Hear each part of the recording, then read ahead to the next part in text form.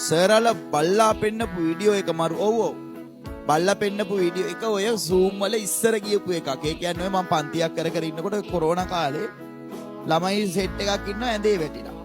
ඇඳක් හරි සෝපා එකක් උඩ හරි මං කෝ දැන් ඔය මං එක මේවා කරා. ස්පොට් ලයිට් දාලා දැන් ඔය කී දෙනෙක් උතර ඉන්නවා.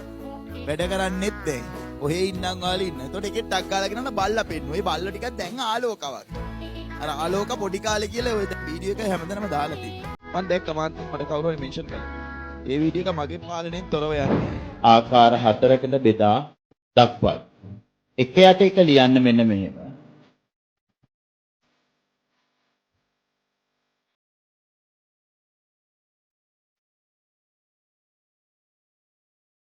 ඔය 1 2 3 4 5 6 ඇඳක් උඩද මේවකක් උඩද මන් දන්නේ නැහැ. ඕම වැටිගෙන මොකද්ද ඔය කරන්න කියන්නේ?